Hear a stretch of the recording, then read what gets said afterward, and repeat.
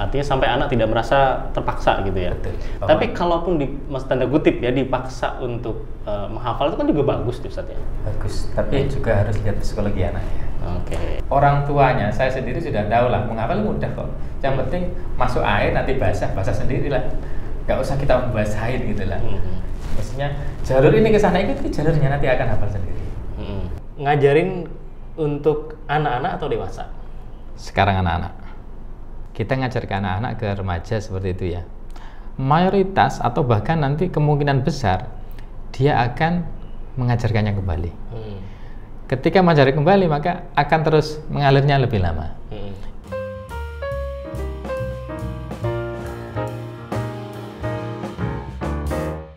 Bismillahirrahmanirrahim. Assalamualaikum warahmatullahi wabarakatuh. Mitra Muslim, alhamdulillah hari ini kita kembali berjumpa dalam podcast SM Talk dan saya Muhammad Nasir yang menemani Anda. Rasulullah SAW bersabda, khairukum man ta'allamal Qur'ana wa 'allamah. Sebaik-baik kalian adalah orang yang mempelajari Al-Qur'an dan mengajarkannya. Nah, berhubungan dengan hadis ini, beruntunglah orang-orang yang hidupnya itu berinteraksi dengan Al-Qur'an, mempelajari Al-Qur'an dan mengajarkannya. Tamu kita di hari ini Mitra Muslim dalam podcast adalah sosok guru, ustadz yang juga mempelajari Al-Quran dan mengajarkannya kepada orang lain. Siapakah beliau? Ya, alhamdulillah sudah hadir di studio Suara Muslim hari ini, Ustadz Khairul Huda, MPD Al-Hafidh. Assalamualaikum Ustadz.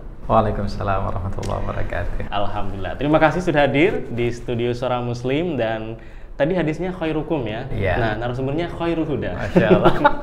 Khairul Huda itu adalah sebaik-baik petunjuk Ustaz ya. Oke. Kabarnya gimana Ustaz hari ini? Alhamdulillah. Alhamdulillah. Bagus sekali, alhamdulillah. Sudah makan ya? Alhamdulillah. Baik, dan kalau bicara Ustadz Huda ini, Mitra Muslim, beliau saat ini aktivitasnya di Gria Al-Quran Ustadz ya. Dan juga selain di Gria Al-Quran, sekarang juga punya project ya kayaknya. Iya, ada project. Ada project TPQ ya. TPQ insya Allah dan sudah berjalan setahun. Sudah berjalan setahun. Ya. Oke, ini di luar dari Gria Al-Quran, tapi tidak mengganggu aktivitas di Gria Al-Quran ya. Bahkan sangat support. Oke. Ya, dan bicara tadi Mitra Muslim, ini Ustadz Huda adalah seorang pengajar Al-Quran, kemudian juga tentu sebelumnya mempelajari Al-Quran dan menghafal Al-Quran. Gimana tuh prosesnya Ustadz menghafal Al-Quran? Apakah karena ada anjuran dari orang tua atau memang karena pengen menghafal atau gimana? Jadi justru semangat menghafal ini adalah bukan kemauan langsung dari orang tua ya. Jadi bapak ibu saya, kalau saya nyebut bapak emak saya itu bapak emak ya? Asal mana Ustadz? Gresik. Oh Gresik ya. Oke. Jadi bapak emak saya, bapak ini lulusan pesantren memang, tapi bukan penghafal Quran. Jadi semangatnya adalah bagaimana anaknya nanti juga mau mondok. Hanya itu saja. Bahkan kalau cerita dari emak itu umur 3 tahun itu saya mau dipondokkan sama bapak saya. 3 tahun mondok di mana itu? Di daerah Bungah sana, pondoknya bapak. Ada ya usia 3 tahun mondok ya? Ada. Dan tapi emak saya nangis. Jangan dulu lah, kasihan-kasihan. Akhirnya nggak jadi mondok. Oke. Seperti itu. Kemudian semangat menghafal ini sebenarnya gara-gara dari di Gresik itu Mas Nasir ada rutinitas kayak apa ya, semaan Al-Quran. Dan semaan Al-Quran ini ke majelis-majelis bukan hanya di Gresik tapi ke Sidoarjo, ke Surabaya. Kita rombongan naik truk ke sana hanya untuk nyimak hafalan Al-Quran para hafidh yang dibaca 30 juz. Kita datang nyimak. Pada waktu itu ya nggak tahu apa-apa. Hanya diajak ke sana. Naik truk ya? Naik truk.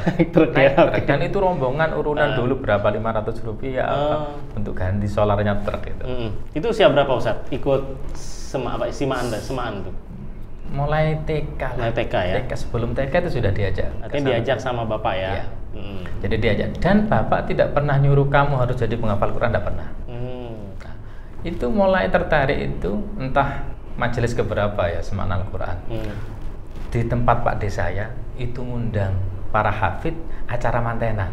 Jadi ada tradisi khataman 30 juz pas acara manten itu. Nah, saya nyimak di sana. Nggak nyimak langsung sih, hanya karena masih rumahnya Pak D ya lihat. Tiba-tiba dipanggil oleh para hafid itu yang ngaji. Dipanggil gini kok seneng, maksudnya tertarik. Kemudian tertarik lagi loh. Itu kok enak ya? Itu sekitar saya kelas MI lah, SD kelas 2, 3 segituan. kok enak ya ngaji tanpa mau ganggu Quran, pakai mic dan loh, 1 juz kok sudah selesai, padahal pada waktu itu saya belajar Quran ya 1 juz itu butuh berjam-jam untuk selesai. Lama ya, panjang ya. Akhirnya mulai waktu itu kelas 4, kelas 5 sudah tas saya itu sudah saya kasih tulisan cita-cita pengen menjadi hufat. Kelas 5 SD waktu itu ya? PD waktu itu ya? PD. Maksudnya kan biasanya kalau kelas 5 SD ya kadang orang pengen jadi menteri, jadi presiden. Karena apa? Nggak tahu, karena ketertarikan itu bahwa enak ternyata baca Quran tanpa melihat. Sehingga lulus kelas 6 itu pengen mondok, sudah pengen menghafal, kemananya nggak tahu, pokoknya pengen menghafal. Terus sampai lulus SD, lulus MI tidak boleh sama guru-guru saya karena saya termasuk istilahnya juara kelas terus eman kalau putus sekolah gitu loh. Oh, jadi waktu itu mondoknya itu dalam artian hanya menghafal, tidak ada yang sekolah yang formalnya gitu ya? Pada waktu itu, tahun itu sangat jarang pesantren yang ada sekolahnya, sangat jarang. Ya. Termasuk pilihan saya di Pondok Mojogeneng, Mojokerto itu, di sana kalau memilih menghafal maka tidak boleh sekolah. Oke, padahal di pondok itu ada pilihan itu ya? Maksudnya ada pilihan sekolah di pondok itu ya? Ada, tapi nggak boleh menghafal. Tapi kalau untuk menghafal nggak boleh sekolah. Aturannya seperti itu. Sehingga ya setelah lulus MTS sekolah di sana langsung mondok masuk pesantren. Orang tua langsung seneng kayaknya ya? Seneng pokoknya, nggak pakai rewel istilahnya, nggak pakai kekerasan, pokoknya sana. Tak karena tahunya di sana, tempatnya para hafid yang bagus yang di Mojokerto sana, berangkat ke sana sudah. Nangis, nangis pastilah. Karena masih SMP ya? Iya, lulus SMP. Lulus SMP? Lulus SMP. Artinya kan masih sangat muda banget, dan terpisah sama orang tua, cuman beda kabupaten aja ya, dari Gresik ke Mojokerto. Karena ada juga teman-teman atau pengalaman orang lain nih Ustadz ya, memang semangat anaknya menghafal Al-Quran, kemudian masuk dengan keinginannya sendiri nih ke pondok tahfidz Al-Quran, tapi habis itu nggak bertahan lama, entah karena tidak kuat menghafalnya atau kondisi di pondoknya. Nah, Ustadz sendiri kenapa bisa bertahan waktu itu sampai bisa menjadi penghafal Al-Quran, hafiz Al-Quran? Sebenarnya bertahannya bukan karena itu ya, karena tekad ya, karena sudah niat dari awal, apalagi niatnya bukan dari orang tua, tidak ada tekanan dari orang tua. Bahkan saya mondok di Mojokerto itu termasuk lambat menghafalnya daripada teman-teman yang lain. Lambat. Yang lain 3 tahun sudah ikut wisuda 30 juz. Saya masuk tahun keempat itu baru hafal juz 18. Padahal teman-teman saya sudah selesai. Akhirnya kan malu, sudah 4 tahun, minta kiriman setiap bulan ke mak bapak. Tapi malu juga akhirnya. Malu, akhirnya apa? Akhirnya saya dapat beasiswa, ikut program beasiswa menghafal di Umar bin Khattab di Surabaya. Mulai itulah sisa yang 10 juz itu diselesaikan 3 bulan sudah selesai, sudah selesai hafalan. Oh, jadi menyelesaikannya yang tidak di sana, tidak di pondok awal tadi itu, tapi di Surabaya. Di Surabaya. Cuman tadi tekadnya tetap sama tadi itu ya? Sama, benar. Karena gini, menghafal itu nanti sangat identik dengan milieu, lingkungan. Apabila kita sudah kerasan di pesantrennya, sudah kerasan, otomatis biasanya kegiatannya itu karpe dewe. Kalau sudah karpe dewe biasanya sudah nggak fokus untuk menghafal. Saya dulu sampai kena takzir 2 kali. Takzir itu hukuman di pesantren gara-gara kesalahannya karena nggak ikut pengajian. 2 kali seperti itu. Karena terlalu nyaman dengan di situ ya. Nyaman waktunya. Oh, ini bisalah sampai main bola, nggak akan ketahuan. Ternyata ketahuan kena hukum. Dan enaknya di pesantren hafid itu gitu. Hukumannya apa? Bukan hukuman digundul apa? Dihukum mulai habis isya sampai subuh gak boleh masuk pondok, di luar pondok harus menghatamkan Quran, bayangkan. Masya Allah. Tidak boleh masuk pesantren, di luar diuji, dikasih tempat, di sana harus menghatamkan Al-Quran. Jadi itu begadang Ustaz satu malam itu? Begadang. Beritanya selesai, tidak selesai. Subuh itu saya dapat 22 atau berapa? 22 juz. Sisanya harus lanjutkan habis subuh sama kiainya.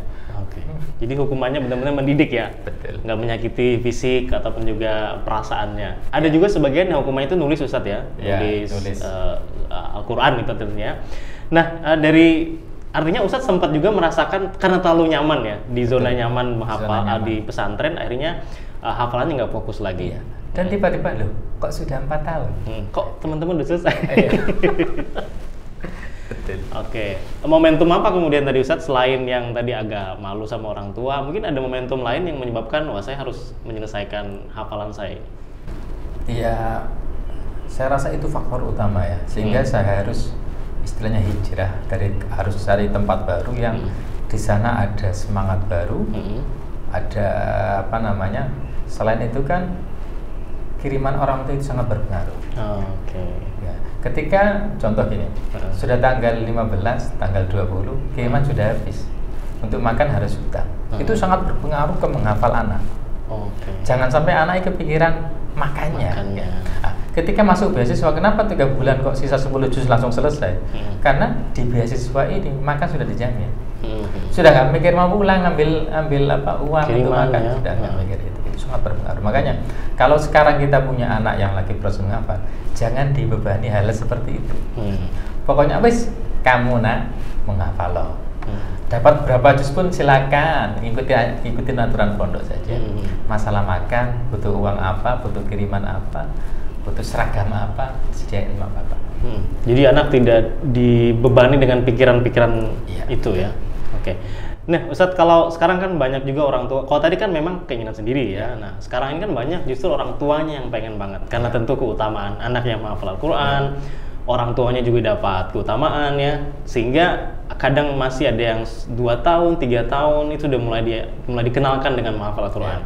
Kemudian bahkan ada yang masih usia SD begitu diminta untuk menghafal Al-Quran. Ustadz melihat kondisi sekarang ini seperti apa? Kalau yang seperti itu? Itu nilainya positif sih, positif. Namun ingat ya bahwa anak itu adalah peniru yang ulung ya. Anak nggak bisa disuruh sana ngaji enggak, tapi butuh kuduah, butuh sosok yang dipandang.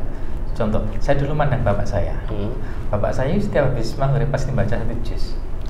Jadi one day one juz waktu itu ya, sebelum ada gerakan ini ya, sudah dulu dia. Itu setiap habis maghrib itu mesti baca 1 juz. Habis subuh baca Yasin, Waqiah, itu sudah wajib, sudah hafal otomatis karena sering-seringnya. Karena kuduah ini maka orang tua jika tidak bisa memberi contoh maka usahakan miliu anak ini harus sudah miliu Al-Quran. Contoh tadi, nggak tahu ayah saya, bapak saya ngajak saya kesemaan Al-Quran, itu majelis keberapa nggak tahu, ke 50, ke 100 saya nggak tahu karena saking seringnya. Sehingga nggak tahu apakah ke 50-nya baru muncul inspirasi ya, inspirasi bahwa saya pengen seperti dia, saya pengen Ustadz itu kok enak. Itu perlu. Makanya orang tua usahakan adalah kedua, kalau tidak langsung miliunya harus terjaga. Artinya sampai anak tidak merasa terpaksa gitu ya. Betul. Tapi kalaupun mas tanda kutip ya dipaksa untuk menghafal itu kan juga bagus tuh Ustadz ya. Bagus, tapi juga harus lihat psikologi anaknya. Oke. Saya punya cerita. Dan ini sangat membekas ya. Saya punya teman satu kamar di pondok dulu. Pondoknya bareng saya. Ketika keinginan menghafalnya itu dari orang tuanya. Saya tahu persis karena apa, satu kamar sering cerita. Nah, ketika disambang orang tuanya sudah dapat 2 bulanan gitu dia bang. Nah, dapat berapa juz gitu ya. Jadi orang tua ini nagih terus ya. Ketemu nagih ya. 1 juz. Itu diceritain. 1 juz. Kemudian bulan-bulan berikutnya ketika nyambang dapat berapa nah? Dia bilang dapat 2 juz. Padahal saya tahu persis dia menghafal itu juz 2 pertengahan, fid dunya wal akhirah. Kenapa? Dia ke depan ke belakang jalan bacanya fid dunya wal akhirah, nggak lulus selama itu. Jadi belum selesai 2 juz ya? Belum selesai, tapi dia niatnya ngomong ke orang tuanya supaya apa? Supaya senang ya? Supaya senang dan motivasi untuk dirinya bahwa saya sudah ngomong ke orang tua dapat 2 juz. Disambang selanjutnya dia mendapat berapa? 3 juz, padahal tetap fitunya wal akhirah, nggak lulus sampai berapa bulan itu seperti itu. Nggak lama kemudian dia menghilangnya itu pulang, nggak mau balik lagi. Nah, kemudian setelah bertahun-tahun ketika saya mengajar itu ke salah satu cabang Sidoarjo, saya naik motor pakai helm, lihat dia, saya yakin dia karena bajunya baju yang dulu warna hijau, saya masih ingat. Saya samperin, tapi dia bersih gitu, samperin. Saya panggil, wah gitu. Dia balas ke helm saya, wah gitu. Dia tahu saya. Jadi dia kenal, maksudnya masih ingat ya? Masih ingat. Tapi setelah itu dia nggak nyapa lagi, jalan. Kemudian saya, ada yang aneh. Saya jalan pelan-pelan, ada yang nyamperin. orang warga situ, Mas, anak itu stres. Gitu. Makanya saya pada waktu itu berpikir balik, jangan-jangan gara-gara tekanan ini. Makanya ketika ditanya bagaimana kita menyuruh, iya kita suruh, tapi tetap dengan memberi contoh bagaimana niat ini muncul dari dirinya sendiri. Jadi oke. Artinya jangan sampai anak secara psikologis tertekan dengan keinginan orang tua itu, Ustaz ya. Oke, ini juga tentu tips ya bagi orang tua yang kalau Ustaz sendiri anak-anaknya gimana sekarang untuk proses menghafal itu? Sampai sekarang nggak ada yang menghafal mulai kecil. Tapi gini, waktu ngaji mereka wajib ikut. Entah tahsin dulu, pokoknya harus ngaji dulu. Kamu lulus sampai berapa tahun silakan. Yang penting ada proses ngaji. Karena prinsip saya sekarang adalah menghafal itu mudah. Sekarang banyak pesantren setahun, 2 tahun, 3 tahun selesai banyak. Apalagi istilahnya orang tuanya, saya sendiri sudah tahu lah, menghafal mudah kok. Yang penting masuk air nanti basah sendirilah. Gak usah kita membasahin gitu lah. Maksudnya jalur ini ke sana ikut jalurnya nanti akan hafal sendiri. Yang penting itu. Jadi anak-anak nggak pernah saya paksa menghafal, tapi ketika cerita-cerita, ketika ada ayahnya ngaji tak aja, ayo. Terus mereka dengan sendiri sekarang tanya, pengen ngafal, pengen, sudah. Karena sudah ada keinginan tadi itu ya, tidak pasang. Ketika Ustadz mengatakan menghafal itu mudah, ini artinya di semua usia itu bisa menghafal ya sebenarnya. Sejak yang paling muda mungkin sama yang paling sepuh ya. Nah ini mungkin ada hubungannya dengan Geri Al-Quran. Di Geri Al-Quran ini kan usia dewasa ya, 17 tahun ke atas, dan ada kelas tahfidnya juga ya, kelas menghafal. Itu benar-benar terbukti ya menghafal Al-Quran itu mudah pada siswa-siswa Geri Al-Quran, Ustadz? Udah, jika ada niatnya. Kalau yang mungkin contoh-contohnya ada nggak, gimana itu? Banyak. Saya punya murid, itu namanya Busri kalau tidak salah ya. Pada waktu itu beliau umur 50-an dan masih akhir-akhir tugas di kantor pajak. Jadi mau pensiun ya? Mau pensiun. Nah, saya ingat pada waktu itu ngajar di cabang Cisadane. Masih di sini, masih di Dinoyo. Itu masuk dasar 2, berarti apa? Ada masalah pada bacaannya. Terus lisannya tergolong agak sulit.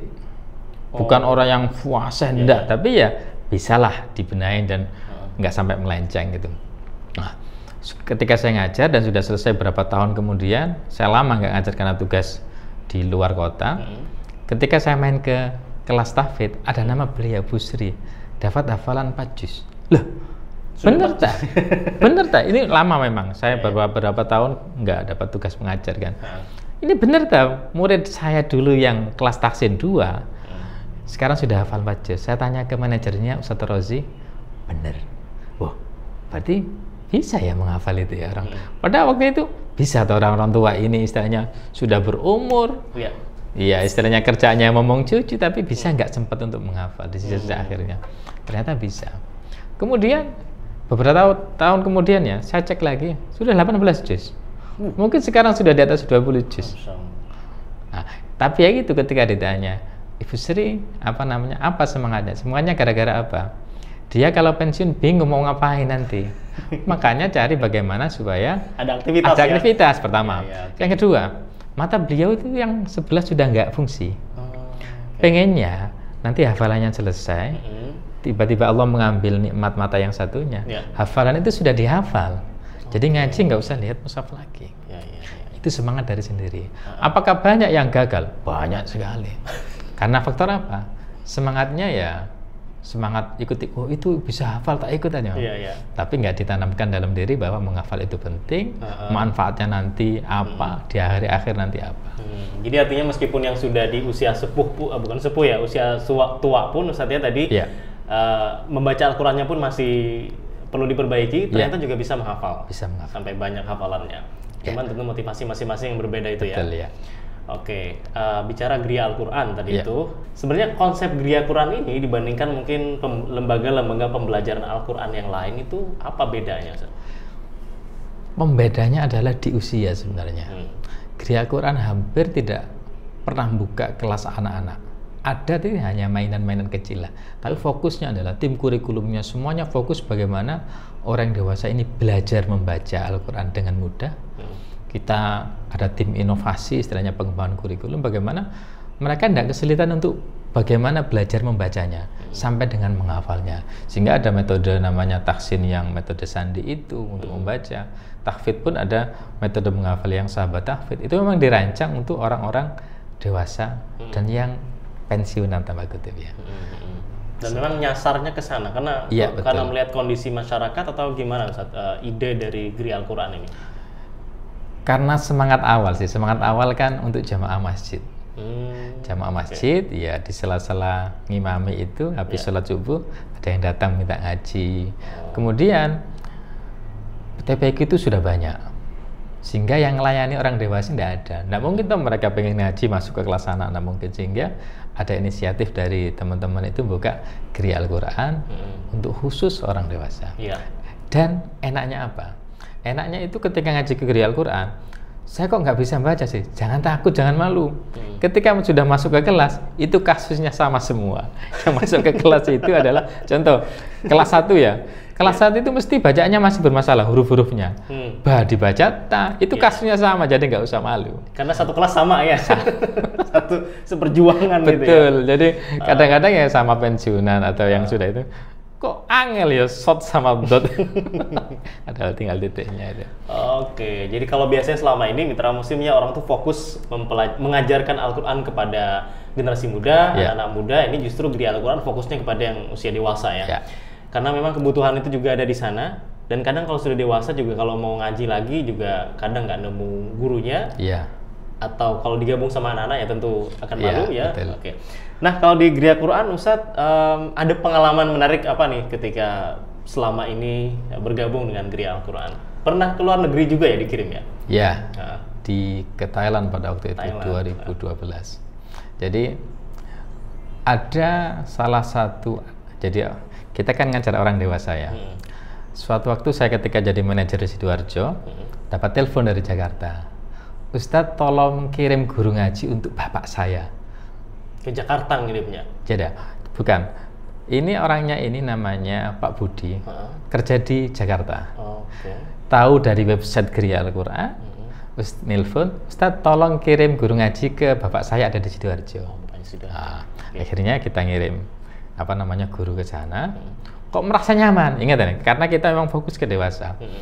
Kok merasa nyaman? Akhirnya ternyata anaknya ini yang di Jakarta dapat tugas belajar pendidikan ke Thailand. Di sana Ramadan, kemudian ketemu takmir sana. Kamu orang mana? Saya orang Indonesia. Loh, kok khusyuk? Jam 2 ikut Jam 2 sebelum subuh itu masih di masjid, iktikaf di masjid.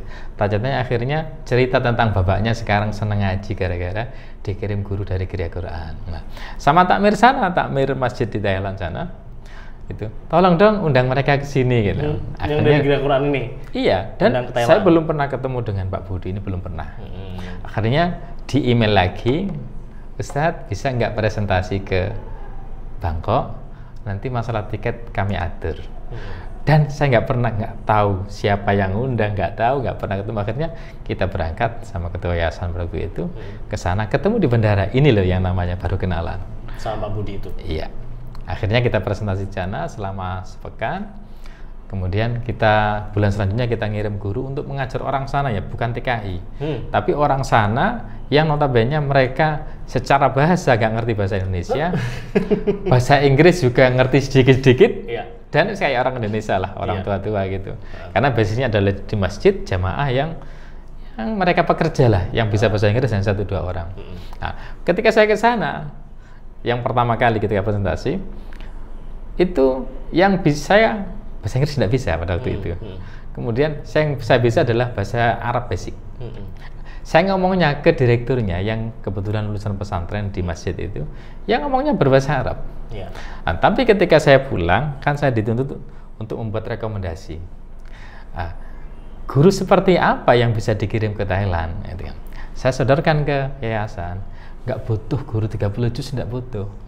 Butuhnya adalah bahasanya harus bagus. Bahasa apa? Ya bahasa Inggris, walaupun bahasa lokalnya kita nggak mungkin belajar. Paling pada waktu itu saya belajar bahasa perintah saja, kayak pet Quran, buka Quran, pit Quran. Saya sekarang sudah lupa. Aumai, ulang, pada waktu itu. Nah, akhirnya silakan pilih yang bahasa Inggrisnya bagus itu. Dan tidak ada guru Geri Al-Quran yang Akhirnya saya harus belajar selama sebulan. Ke sana harus mengajar bahasa Inggris di sana selama 2 bulan. Jadi kendala bahasa dalam hal ini bisa dipecahkan waktu itu, Ustaz? Dipecahkan. Karena apa yang dikaji fokus ke bacaan, bacaan dan hafalan nanti. Itu Bang, paling kalau kita bisa ngomong ulang dengan dalam bahasa sana sudah cukup kok. Iya. Salah gitu, lagi. Benar lagi. Betul ya. Buka Quran, buka halaman ini. Kita sudah pada waktu belajar hitung-hitungan dan song samsi. Oke, jadi itu kondisinya hampir mirip berarti di Thailand dengan di sini ya. Hampir mirip. Di kotanya itu, maksudnya kan sebagian yang banyak umat Islam di Thailand bagian selatan. Iya. Ini kita di Bangkok tapi kayak di kecamatan Tungguru namanya. Tungguru ini memang di Bangkok itu basis Muslim di Tungguru, walaupun tidak mayoritas, tapi tetap mayoritas di Bangkoknya, di kota Bangkoknya di Tungguru ini. Kumpulnya di sana, Muslim ya. Baik, itu Geria Al-Quran, dan kita punya games Ustaz ya. Bukan games, tapi cuma menjawab ini atau itu, atau this or that ya. Jadi ada dua pilihan, Ustaz silakan milih yang mana yang sesuai dengan hati nurani. Yang pertama, jadi guru ngaji atau ngajar di sekolah atau di kampus? Guru ngaji. Oke. Kemudian ngajarin untuk anak-anak atau dewasa? Sekarang anak-anak. Lebih suka ngopi atau ngeteh? Ngeteh sih. Ngeteh ya. Menghafal waktu dewasa atau menghafal waktu anak-anak? Anak-anak. Oke. Ngajar di Indonesia apa di Thailand? Di Indonesia. Di Indonesia itu pasti ya. Nggak mungkin milih ke Thailand. Baik. Kenapa tadi lebih suka? Kalau sekarang anak-anak ya tadi ngajarnya. Kalau ada pengalaman atau gimana? Sekarang lebih suka ke anak-anak. Jadi saya pernah cerita ke kiai saya, Kiai Fatwani itu. Jadi ada kegaduhan gini. Bukan gaduh. Di hati saya itu sering bertanya gini. Contoh. Ini masalah jariah saja sih. Ketika saya mengajar orang dewasa, bagus. Tapi kebanyakan mayoritas, ilmu itu berhenti di orang tersebut. Orang tersebut sangat jarang untuk mengajarkan kembali. Sehingga air itu mengalir ke beliau, dan sangat jarang ketika beliau ngajar kembali, kecuali ke cucunya, selesailah. Beda ke anak-anak. Kita ngajar ke anak-anak, ke remaja seperti itu ya. Mayoritas atau bahkan nanti kemungkinan besar dia akan mengajarkannya kembali.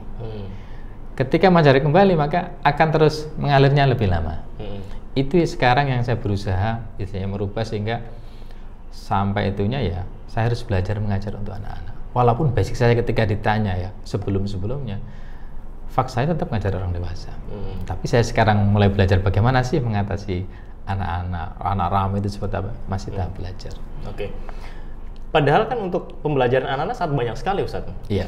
Artinya kan sudah banyak yang mengambil dakwah di situ. Iya. Banyaknya tidak seimbang dengan kebutuhan. Sekarang contoh ya, di sebuah kampung, misal ada 5 TPG, yang bagus yang mana?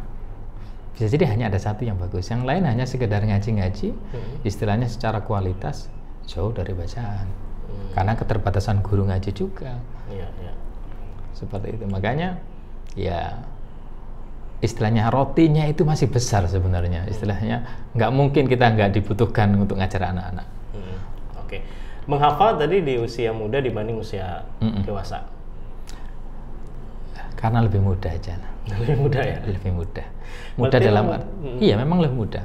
Untuk orang dewasa itu yang dipikir bukan itu dok ya. Contoh bangun tidur, kita pikir apa sekarang?